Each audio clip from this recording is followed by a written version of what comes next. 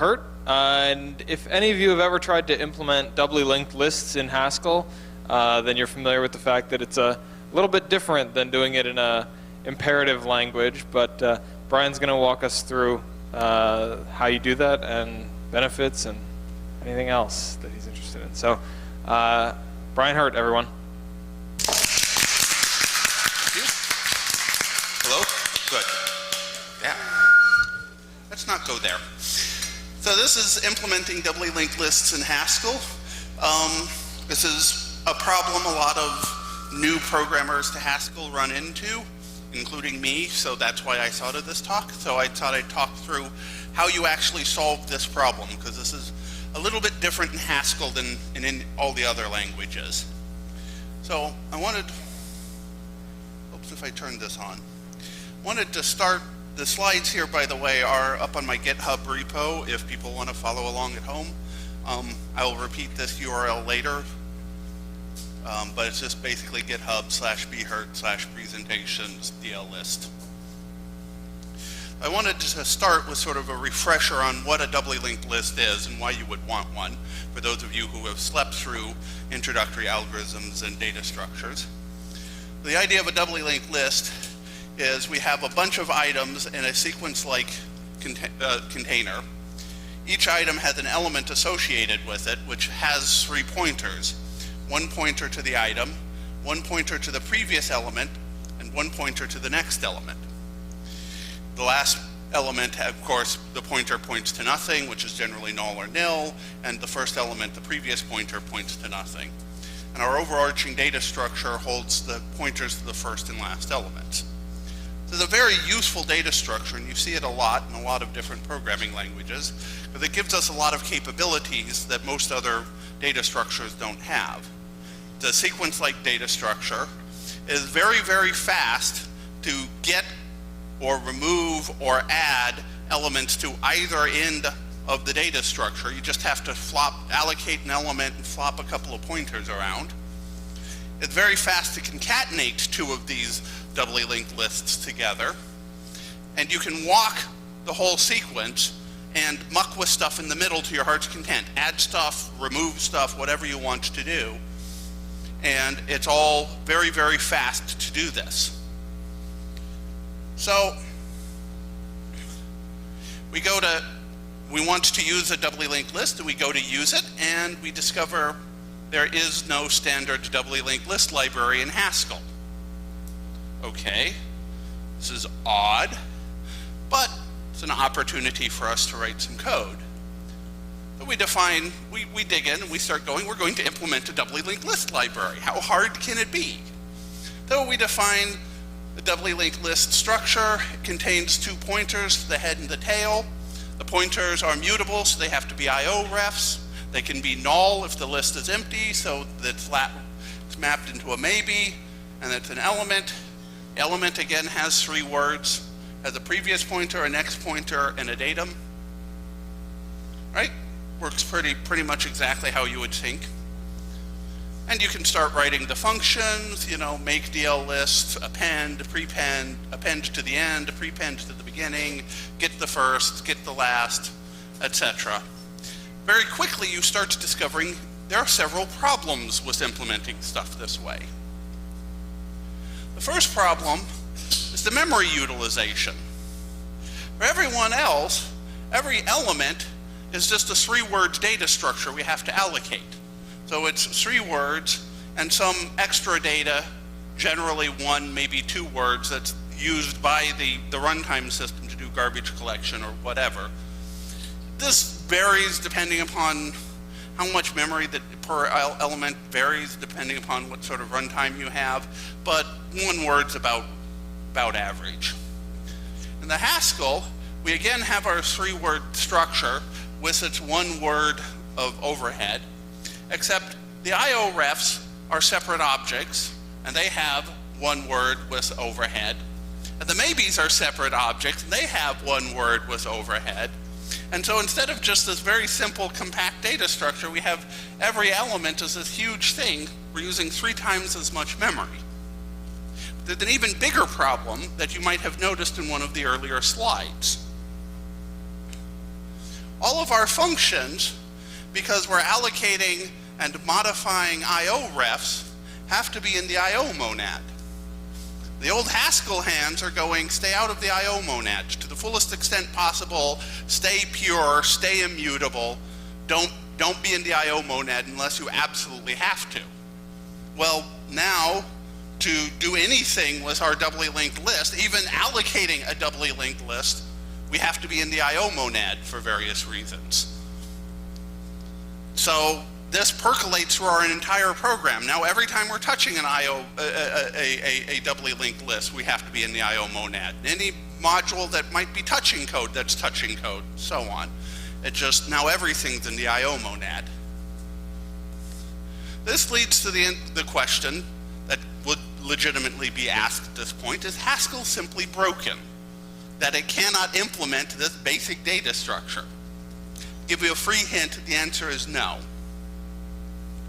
So we need to back off here and think for a minute, what's the problem? Where did we go wrong? And where we went wrong was actually a fairly subtle but deep error. We confused the solution to our problem with the problem itself. There's a very common thing for humans to do, especially programmers to do. If we only have one solution, we don't even think of the solution as separate from the problem. We just go, we need that solution. If we have two solutions, now we can think about the problem in abstract. But if we only have one solution, if all you have is a hammer, everything looks like a nail. So what is the problem we're trying to solve? What is, let's back off, let's stop thinking about doubly linked lists for a minute. What is it we're actually trying to do? Well, dear Santa, I would like a pony and an Xbox and a data structure that does all of this stuff. I want, it's a sequence-like thing. I want very fast add, get, and remove both the first and last elements. I want fast concatenation. I want to be able to slam two of these suckers together and make one big sucker. I want to be able to walk the sequence and add and remove stuff in the middle. And I'd also like it to be immutable and pure, and I'd like it to have reasonable memory utilization. While I'm drawing up my wish list, I might as well go for the whole hog. Well, if I can walk the list, I can find stuff in it, So what the API we want to implement here is we want some sort of doohickey. Don't know what it is. We want a doohickey here. We want it to be able to create an empty one. Want to test, is it empty? Want to be able to append an element onto the end, prepend an element on the beginning, get the first, which returns a maybe. If the doohickey is empty, we return nothing. If the doohickey has at least one element in it, we return the first element and the rest of the doohickey with that element removed. The nice thing about lazy evaluation is I can return you two pieces, and if you only want one piece, you throw the other piece away and you don't pay for it. So if you only want to remove the first element, you just call this and throw this element away. If you only want to get the first element, you call this and throw this guy away. And you don't pay for the overhead of computing the stuff you don't need. Lazy evaluation is a very neat thing, I may just say. And lastly, we want to do concatenation. We want to take two of these doohickeys and slam them together. This is the API we want to implement. This is the problem we're actually trying to solve. How do we implement this API in Haskell? I'll give you, yes? Yes. So the A here is literally any variable, any type A. So it can be doohickey, it can be a doohickey of A, it can be doohickey of some type that hasn't even been invented yet. Works for everything. A bit of terminology. What I've been calling a doohickey up until this point is actually called a deque or dec. There's some discussion over how to actually pronounce this word. I call it a deque. A dec is something you have a barbecue on where I come from, damn it. But you will hear a lot of people call it a deque. So I would like to welcome you to implementing deques in Haskell. My name's Brian Hurt. I'll be doing this presentation. But now that we know what we're doing, I want you to just go, here's the same API, I just want to make it a type class really quick, because we're going to have more than one of these. I'm going to give you not just one solution to this problem, but two solutions to this problem. And I will comment, there are a bunch more out in the literature. There's way more than two solutions. These are just the two most useful in my opinion. So,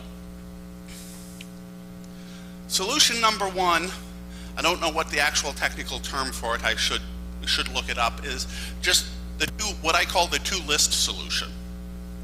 The idea here, we have our sequence of elements from starting at element 0, I'm a programmer, I always start at 0, through element n-1, so we have n elements here. We're just going to break this sucker into two parts, a front piece and a back piece. And we're going to, what's interesting is we're going to take the back piece and we're going to store it in backwards order. So our front list will be element 0, 1, to k-2 to k-1. The back list, element n-1 will be the head. So we'll be coming in from the back and going backwards. So n-1 will be the head, and element k here will be the last element in the back list. That make sense? So defining this data structure is very simple. We just have a structure with two elements, front and back. So we can sit there and go, creating an empty, both lists are just empty. Very simple. If both lists are empty, then the whole thing is empty. If either list is not empty, then the whole queue is not, the whole deque is not empty. That makes sense? So if I want to prepend, the advantage of this is that both ends of the queue are close to the head of our normal singly linked Haskell lists. So if I want to say prepend an element to the beginning of the queue, I just take the front of the deque and slap it right on front with the standard Haskell cons operator. And of course, the back of the deque remains the same. If I want to append to the end, it's exactly the same trick, except now I'm just prepending it to the back queue. Remember, the back queue is backwards. It's in reverse order. So to make this the last element is the first element of the back deque. Right? To get the first, well, if both lists are empty, then we have to return nothing because there's no elements in the list. If the front list is not empty, then we can just take the first element off the front list, and that's the first element of the list. And so we can just return just the first element, and the rest of the list is the first element, the rest of the first list and the unchanged back list. Now it is possible, because I'm doing no balancing here, remember, it is possible for there to be elements in the back half of the queue, but not the front half of the queue. So in that case, I just take the back half of the queue, do a reverse the whole list, and make that the front part of the queue. And then I can just, in here I'm being lazy, I just call get first on the resulting queue, which will immediately drop into this case and take the element off the first queue. Fairly simple, right? People are following? Get last works exactly the same way, except I'm taking stuff off the back half of the queue first. And again, if it is possible for there to be no elements on the back half of the queue, so in that case I have to reverse, yes, at that point I have to reverse the front part of the queue to turn it backwards. Thought I had a bug here, but I didn't.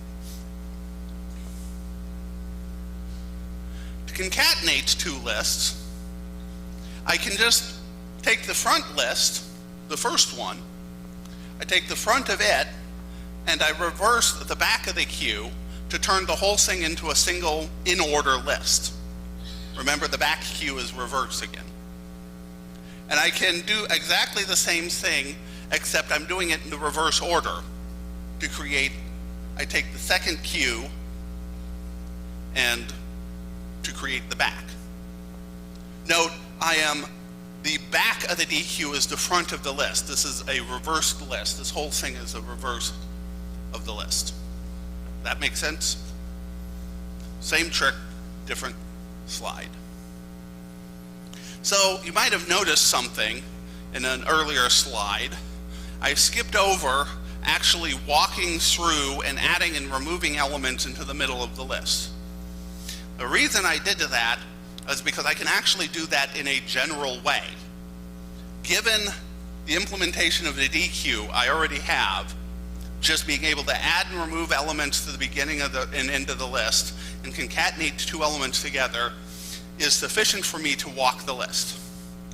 And the trick I do exactly the same trick as the toList trick. I define myself an insert point is just a combination of two deques. I have a front deque of stuff that has already gone past and a back deque of stuff that is still in my future. I can turn any deque into an insert point. I'm calling it an insert point here. You can actually think of this exactly like a Java iterator. It's a pointer into the queue as to where I am in the queue. I can just make an insert point of any deque by simply going, the pair is the empty deque, nothing has gone past yet, I'm at the beginning of the queue, and the deque is everything that's in front of me. So again, we're playing sort of the same game with the two lists, except now we have two deques. I can do my standard Java iterator stunt. I can define hasNext. I have a next pointer if I have something in my future, i.e. if my future deque is not empty. I can get the next element, which takes an insert point and returns maybe an element and the updated insert queue. I need to do a maybe here because there may be no elements in my future. I may have no elements left. So in that case, I return nothing. If I have at least one element left, I can call just get first on future. If I have at least one element left, that becomes my element. And note, as the element moves past, I append it onto the set of elements that have already gone past. So I've removed it from the deque on the future and added it to the deque on the past. Does this make sense? Still. This all makes sense in my head. I'm not sure if I'm making sense out there is my problem. Likewise, at any point in time, I can insert an element into the sequence of elements I'm walking through by just going, oh, add it to the end of the stuff that has already gone by. And I can also remove the element that has just went by. I can sit there and I can go, that element I just saw go by, remove it from the list by just removing it from the past element, past deque.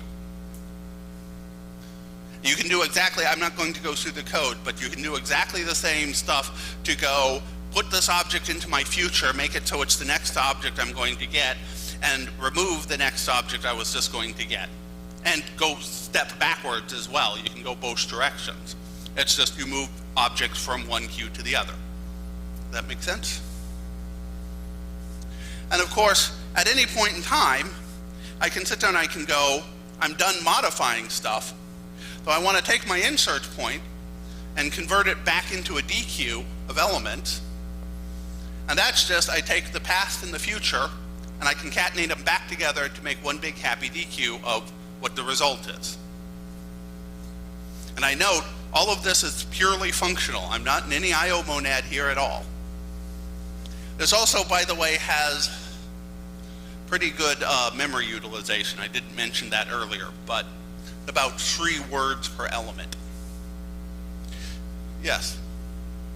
Yes?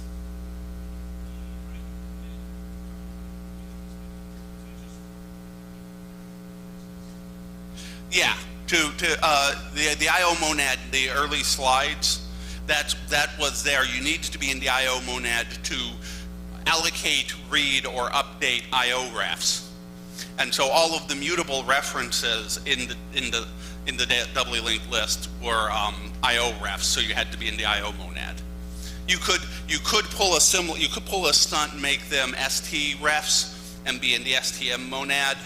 You run into other problems there, not to mention the fact that you end up in the I/O monad fairly quickly anyways once you do it atomically. But. So, yes, another question. If you really were going to use this real-time large lists and stuff, would you want to do some kind of balancing? Would you want to do some type of balancing? No, because I'm just about to get into that.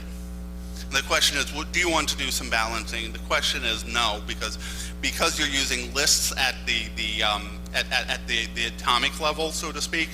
Any sort of balancing you're doing is going to end up order n, and it's going to kill you anyways. Which is exactly what this slide was pointing out. The problem was using two lists.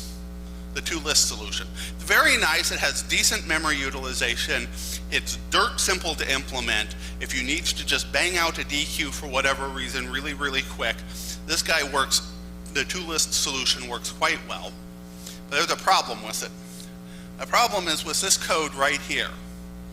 Reverse is an order n function. If you give it a list of 1,000,000 elements, it takes 1,000,000 steps for it to reverse that whole list so you can get the first element off the list. So this actually can run you into real problems with using this code. It's not even rebalancing, which is a different problem. Say you have a queue, you add 1,000,000 elements to the end of the queue. So now the front half of the queue is completely empty and the back half is 1,000,000 elements. And you say, give me the first element of the queue. I now have to do a reverse of that 1,000,000 element list to reverse the whole list. If you then go, okay, the first element was interesting, so now I have 999,999 elements on my front list, give me the last element of the deque. Well, now I'm having to reverse the list all over again to go backwards. And you can actually run into what's called a replay problem, which is, since these are immutable data structures, I add 1,000,000 elements to the end of that deque. I call that deque-A. Remove the first element. That creates deque-B, which takes 1,000,000 steps to create deque-B. But I can still access deque-A. I can go back to A and remove that first element again. And to do that 1,000,000-step reverse all over again. This can kill your performance of your program real quick. So that's the downside with doing this. So another solution I want to talk to you about, which does not have these problems. The more complicated solution, it's a trickier solution, but it has very, very nice asymptotic behavior. It will not have you reversing 1,000,000 element list all of the time. Yeah.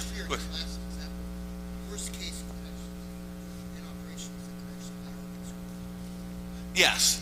So it was the worst case order n squared. Yes, you could literally, if you had it all on one side and you did remove the first, remove the last, remove the first, remove the last, you could literally do order n squared operations to do all of that. Most of the time it's order 1.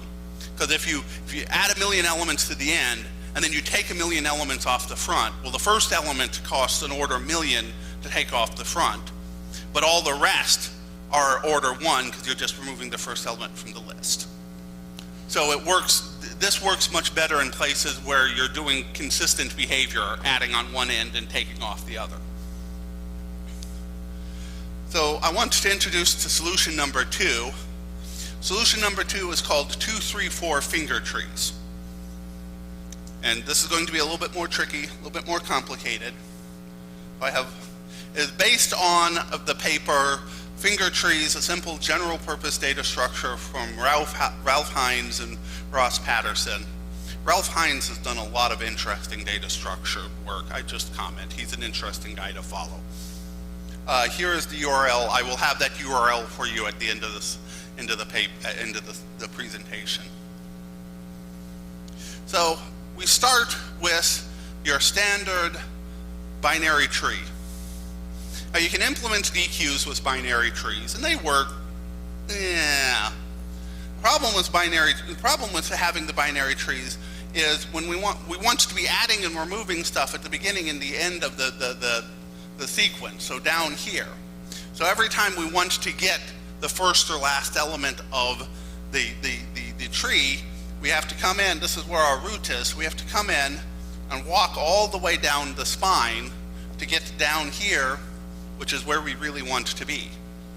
And so it's order log n exactly. So if you have 8 elements in the cube, this isn't that big of a deal. If you have 100 million elements in the queue, this is a slightly bigger deal.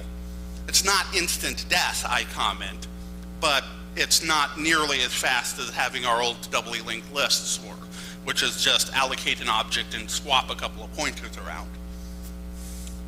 So the idea is, why not, instead of coming in here, why not come in down here, down at the leaves, which is where we actually want to be.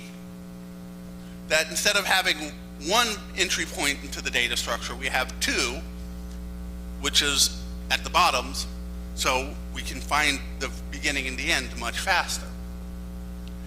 We, of course, to get to the rest of the tree, we need to reverse the spines of the outermost spines. We need the pointers to go up instead of down. So instead of the pointer going from B to D, we need D to point to B. So this would allow us to, if we want to get to element 4 here, we would just have to come in here to G, go up to C, then down to F, and then down to 4 to get there. So this allows us, this regains, we can now get back to all of our elements in our list. So I'm going to take this data structure, I'm just going to grab it by D and G. I'm going to shake the sucker, right? I'm just going to swing it up. So D and G, instead of being down here at the bottom, I'm going to swing D and G up here into the middle and have the rest of the data structure fall down, right? And you end up with that. Now, this is exactly the same data structure as, this is exactly, exactly the same data structure as this guy. It's all the same nodes, all the same edges, and all the same direction. Wrong direction. Come back here. It's just I have pulled D and G up to the top of the list.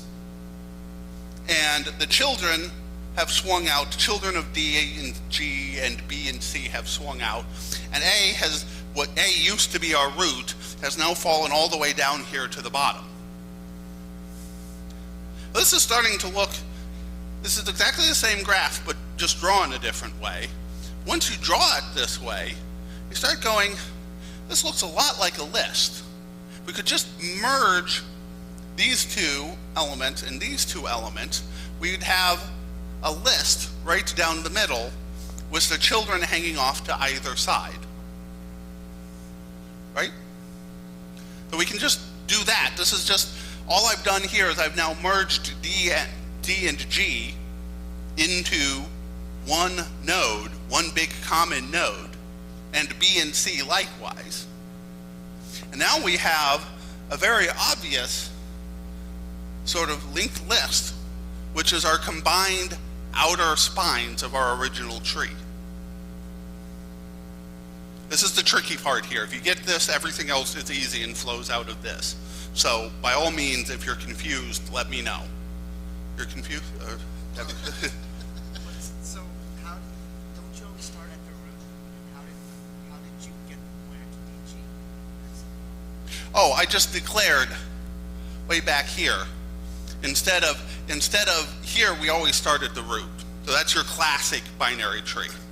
I just said, rather than starting at the root, we're going to start down here simultaneously. We have 2 roots.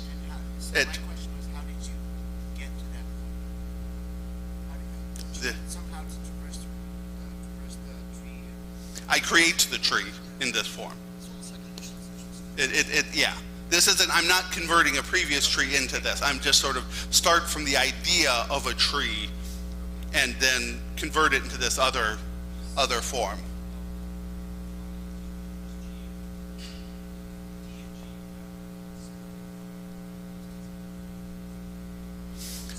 Because, okay, one of the things I didn't actually specify here, these are the actual items in the list. So these are our elements. So these may just be ints, they may be, these are some type tick A. And I've just numbered them here for convenience. So our elements that we actually have control of that's in our data structure are letters. The items are numbers. Yeah.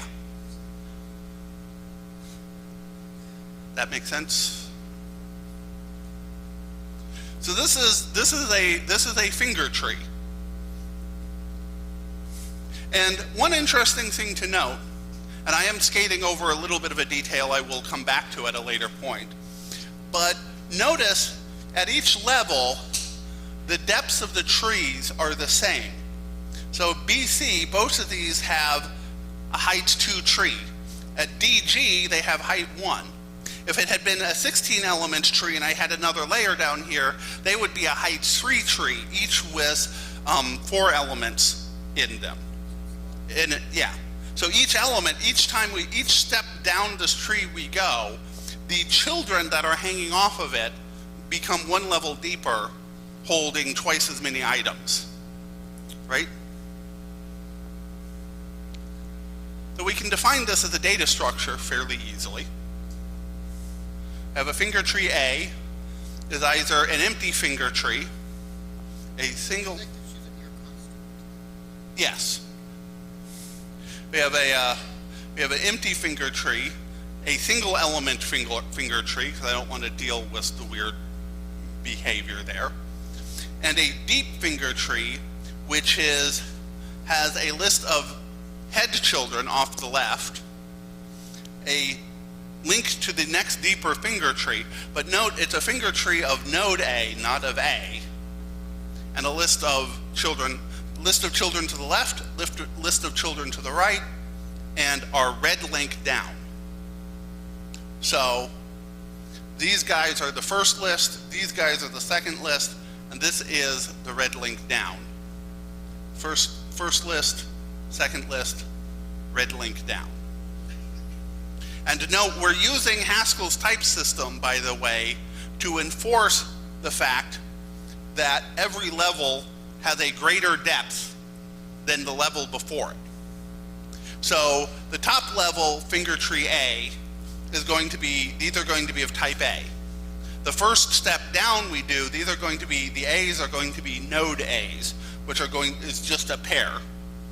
The next step down from that will be nodes of nodes A, which will be pairs of pairs, etc. So we're using Haskell's type system to actually enforce an invariant here. So circling back, you may have noticed one of the things I didn't do here, that I didn't provide any way to balance the tree. I just assumed, of course, the tree is balanced. Of course, you always have an absolute even power of 2 in your trees. That's not always true, so I'm going to talk about how to balance the tree in this circumstance that maintains the invariance we want to maintain. So the idea is to use, instead of normal binary trees, to use 2, 3, 4 trees. Now the idea of a 2, 3, 4 tree is it's just like your standard binary tree, except elements can have, instead of just 2 nodes like normal, they can have 3 nodes or even 4 nodes as 4 children, right? So if I want to add a child to a particular node, if it's a 2 node, I can just turn it into a 3 node, free. If it's a 3 node, I can just turn it into a 4 node. If it's a 4 node, what do I do? At that point, I have to split it into 2 children. I split it into a 2 node and a 3 node. And I add this new node that I just created up in my parent. So I start my splitting, when I'm adding a node on a 2, 3, 4 tree, I always start the splitting at the very bottom. And I keep splitting all the way up. I can, if it's 4 nodes all the way up, I can just keep splitting all the way up. And if you get all the way to the root node, and you have to split the root node, that's a point where you add a whole new level to the tree. You add a 2 node at the top of the tree. So you're always adding, when you add a level to the tree, you're always adding it to the top of the tree, which automatically pushes everything in the tree down an equal amount. So there's always the same number of nodes between your root of the tree and any child. It's just a question of, are they 2 nodes, 3 nodes, or 4 nodes? That makes sense? You have a question? The only thing I'm unclear about is what's the rationale for adding the 3 node? Well, what do you do with the extra node? So you have a 4 node and you add. 2 and 3. What's the rationale for moving Oh, you don't move it up. These stay at the same level. So this becomes. You may end up having to split. Yes. So in this case, when you're adding a child and you have to split the child, you're adding a child, you add a child to the parent, which may in turn cause it to split all the way up. That makes sense? Have a question? The traditional tree. In this case, I'm talking about the traditional tree. So it's the root I mean a traditional root. Yes. Yes, there is. There is, in fact, there is a 2-3 version of this. You can, in fact, generalize this to be any A or B, at least A and at most B children, and that works as a data structure. And the name for this, it was originally called an A-B tree, but they started dropping the A off and they started just calling it a B tree. And so you may hear the database people talking about B trees as an index form. This is exactly what they're talking about. And just in this case, the A is 2 and the B is 4. But you could go A is 16 and B is 64. Works just fine. Same logic applies. So The 3 trees are typically used are very efficient because they amortize insertion of deletion nodes. Right now, it's yes. Yeah. So, well, I mean, they balance by, they do balance by splitting the nodes. Okay, So that is how you balance. There is, and by the way, if somebody wants to hit me up at the bar afterwards, there's an interesting relationship between 2, 3, 4 trees and red-black trees. But I'm not going to go into it now, so, because it's utterly not relevant. So instead of having a node 2 of just being an AA, yeah, no, I did something weird in this slide and didn't explain it. My apologies. I am keeping the node 2 as just a pair. Because when I split the 2 and the 3, I'm going to keep the 3 local and only move the 2 up. So that will make sense in a moment. Don't worry about not understanding that. So we have a node A is still just a pair.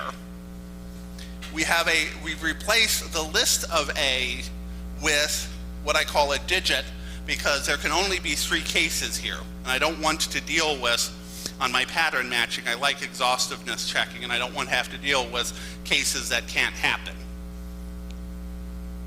So now we have a slightly different approach. We have 3 different possibilities. One child, 2 child, or 3 children. It is possible. And you can think of this as, and this is actually the correct way to think about this, this is your 2, 3, 4 node with one child missing. And the child missing is the rest of the tree, basically. It is the deeper tree. Not what I want. That will make more sense in a minute. Sorry about that. So this is our new data structure. If I want to prepend an element to my my finger tree, if the finger tree is empty, it just becomes a singleton. The finger tree definition is empty, single, or deep. It remains the same. If it's a single element, then I convert it into a deep element, with the first element on the left-hand side, the second element on the right-hand side, and the deeper link is just empty. Does this make sense?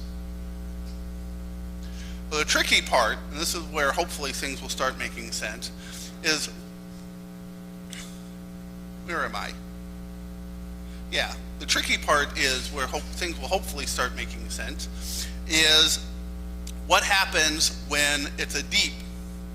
If it's a deep with only one child on the front, then I can just make it a 2-child. This is the equivalent of going from a 2-node to a 3-node. And I can go from a 3-node to a 4-node equivalently. But if I have the 3 children, which is the equivalent of a 4-node, I need to split it. Yes, I still only have 4 children here.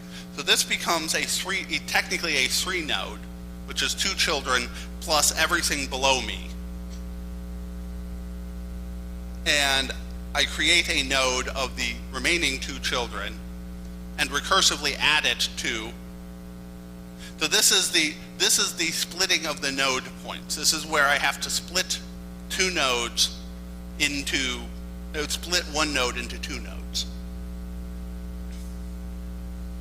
Does this make sense?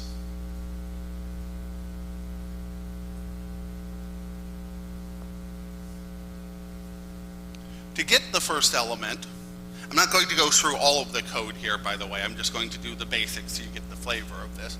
To get the first node, if it's empty, there is no element, so it returns nothing.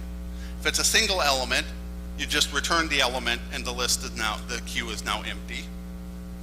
If it's a deep and it has at least 2 or 3 children, so we can always just remove a child, we can just remove a child, and that becomes the default case. The tricky part is, what happens when we don't have enough children?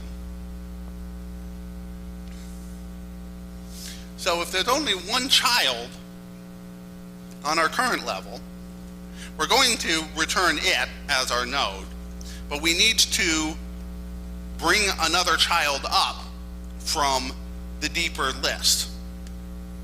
So we're going to recurse it down, so we return x and reduce q. If we have a first element of the deep, so there's 3 possibilities. There are the left children, which there's only 1 left child. There's the deeper queue, and then there's the right children. So if the deeper queue is not empty, we can remove a child from that, and we will actually get back a node. We will actually get back 2 children, because the deeper tree is always pairs of elements. So when we get back 2 elements, that just becomes the left children. The deeper tree has no elements. It's an empty tree, so we're sort of at the bottom of the list here. Then we need to take elements off of the right-hand list of elements. And again, if we have at least 2 or 3 elements, so we can just remove 1 for free, we can just suck the element off and go, okay, that's our new left-hand element. That's the rebalancing you were talking about earlier. If there isn't one, then we reduce back to the single case. There is only 1 element. We were in the case where we had 1 element on the left, 1 element on the right, nothing in the deeper queue. The element on the right simply becomes the last remaining element. Yes? Just to make sure I understand which is that, so in a regular tree for a tree, all Yes. the bigger tree, the last node is Yes. Yes, and one of your children is everything that was already up the tree, up the list. So, yeah, so the question is, why are the nodes always 1 less? And the answer is, if you go here, so let's take a look at BC here. He only has 1 child here, right? He has the E child here. But here, if we go back to here, we note that the B not only has the E child, but he also has the D child and the stuff under him. Does that make sense? So when we came here, the B child, the two children of the B children are the E guy here, and everybody up here, the D guy up here, is his other child. So everything previous to you in the list is the missing child. Does that make sense?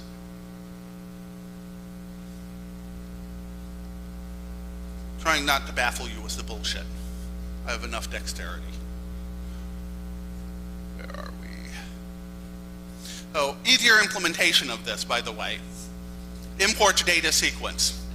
There is a standard library. It actually does implement 2-3 trees, not 2-3-4 trees.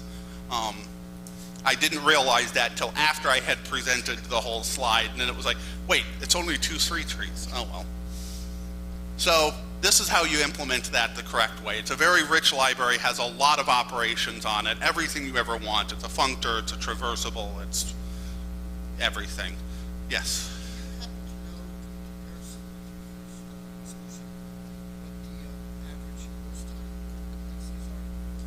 Yes.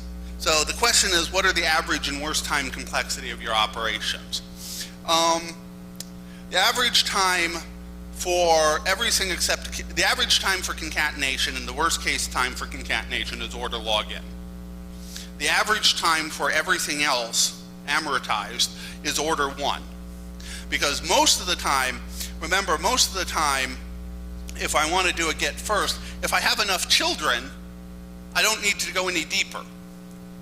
So 2 times out of 3, I only need to look at the,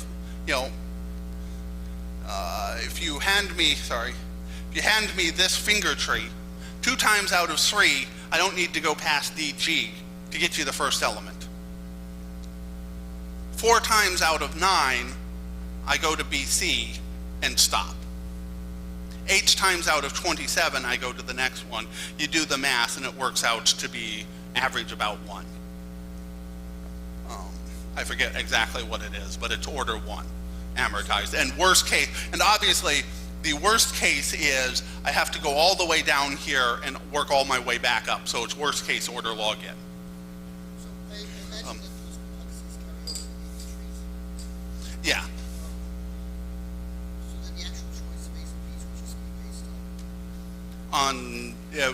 The complexity actually goes over, it's order log the number of, log base the number of average number of children you have.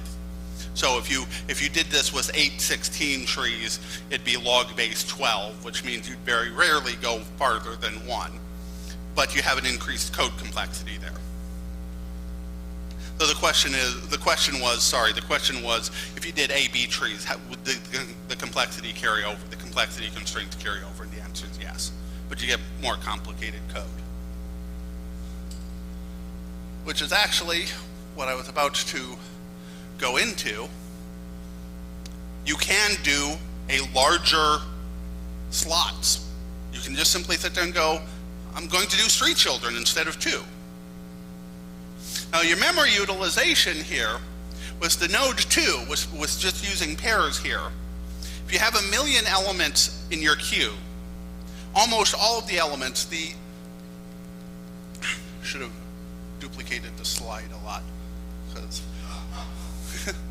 almost all of your elements are going to be in tree elements. If you have 1 million elements in the queue, they're almost all going to be in various tree elements here. The overhead of the spine here is going to be minimal. It's going to be 1 million elements in this queue, you're going to have 20 spine elements, and that's going to be nothing. So if you do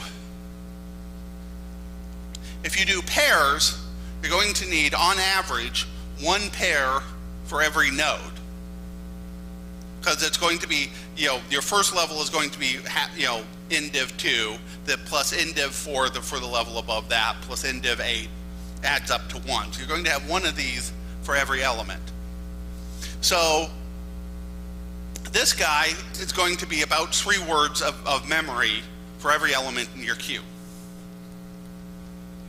But if you did triplets instead of double, and had allowed more children, so now you can have, this is a 2, 3, 4, 5 tree here, technically, or a 2, 5 tree, so you can have up to 5 children, technically 5 children here was the missing child. Now, you're only going to have one of these for every 2 items in your queue. So you're going to have 1 third for the first level, plus 1 ninths, plus 1 27ths, plus etc. You're only going to have one of these for every 2 items in your queue on average. That's going to be where you use all your memory. This is a 4-word data structure. So if I'm only doing one of these for every 2 items in the queue, I'm only using 2 words per item in the queue.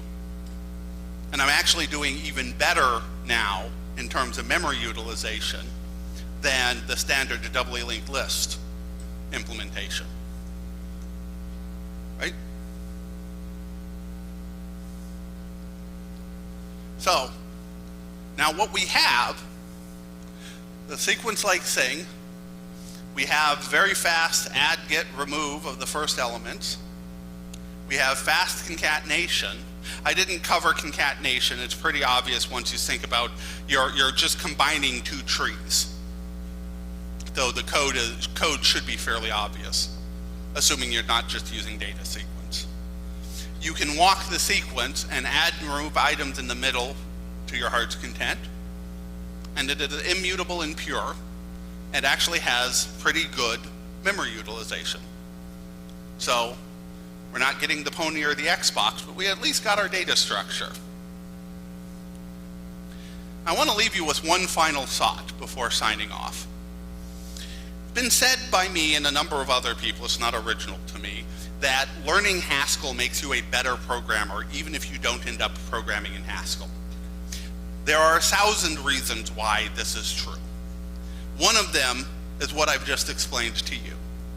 When you go back tomorrow to programming your Java or JavaScript or whatever it is you program on your day job, if it's Haskell, I envy you, but most likely it's not.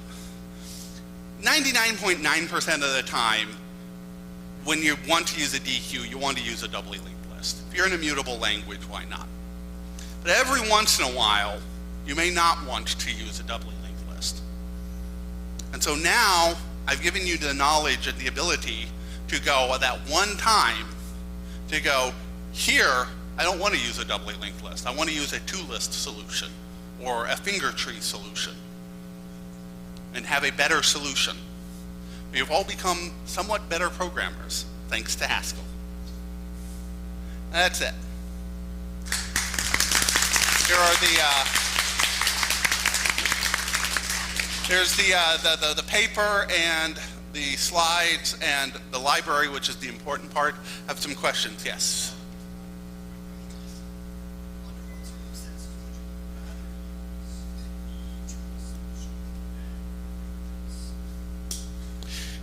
It's simpler to bang out. So if I know that, if I know how I'm going to use it isn't going to trip over the bad parts, and I just want to bang out something, and I need it to be immutable, so I don't want to use a doubly linked list, the 2-list solution works nicely. You also see it in a lot of other circumstances. So, for example, if you're like editing a file, if you're writing a file editor, you could sit there and go, my state of the file is a deque, except I reverse it. So I have all of the, I just have, it's sort of like my insert point, except I just use lists for the insert points. And you can do stunts like that. So it's easier one to bang out, is the answer. Question? So something that confused me about this solution. Yes? So let's say you have like 3 numbers 1, 2, and 3. So you have them 1, 2, 3, and 3. No, you would, the items would either be in one or the other, but not both. You never have them in both. So if you had the lists 1, 2, 3 as your front list and 3, 2, 1 as your back list, the whole queue would be 1, 2, 3, 1, 2, 3. Does that make sense? Does that help explain the doubly linked list? Okay. If I could add It's not on. Oh, there it is. Oh, okay. I just wanted to add a couple brief points because you asked what you named the two-list structure. That's named a banker's queue in the literature, for people that want to look that up, because they use the banker's method to prove its asymptotics amortized. The second point is your insert point trick in the literature is what people refer to as a zipper. So if people want to read about generalizations of that, you're going to recognize that as one version of a zipper structure. Yes. And I think I had one other point, if I can remember it really quick, in terms of just where to look in the literature to name things. Oh yes, when you have a structure where you have a node and then you have a node of nodes, and right, and each time sort of the branching changes, and that's in the types. In the literature, those are referred to as non-regular recursive types. So there's a whole body of literature on that. But thanks for the great explanation of finger trees. It was one of the clearest I've seen. Okay, thank you. And one of the nice things about giving these talks is I always learn something from Gershom, that he corrects me afterwards. Any more questions? Yes.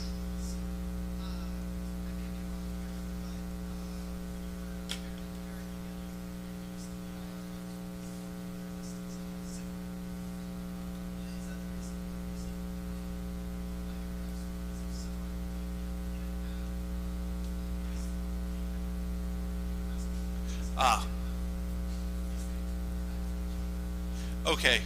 The question is, am I using the IO refs because it's cyclic? No, I'm using the IO refs because they're mutable. I want to be able to change them after the fact. And when I add an element to the head of the queue, I want to go what was the element, the previous head of the element, its previous pointer now points to me. It used to point to null, or nothing in this case, but now I want it to point to just me. And so that's what I was using the IO refs there, was for mutability. I also mentioned, I do want to mention the problem if you use ST refs, and use the STM, the software transactional memory references, and the software transactions.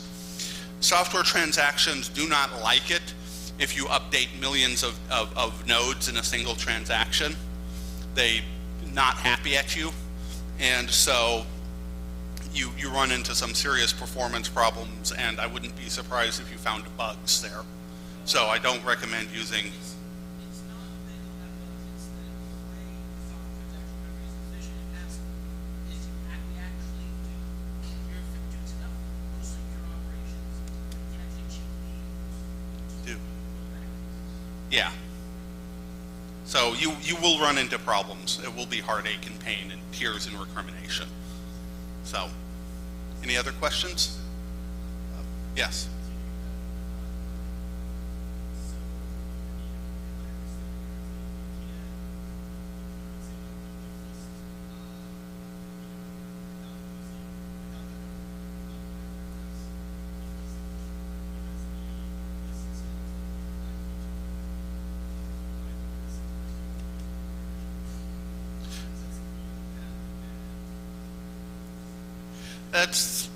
I mean, the problem isn't the mutual recursion. The problem is it's a mutable data structure. And I need to be able to come back at a later point and go, this pointer has changed, without reallocating the whole data structure every time I add or remove an element. If you try to do it without, if you try to do a pure doubly linked list without an IO ref or something similar to it, you can do it.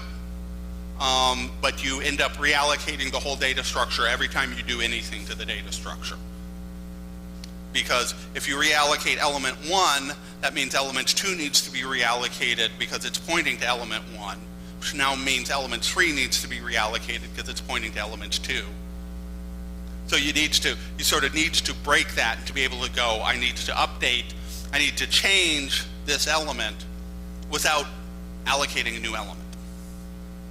That makes All right, sense. guys, we're going to have to cut it off there to make sure we have enough time for our next speaker. Yep. As Brian mentioned before, he'll be joining us at the bar afterwards, so you can hit him up with any additional questions you have there.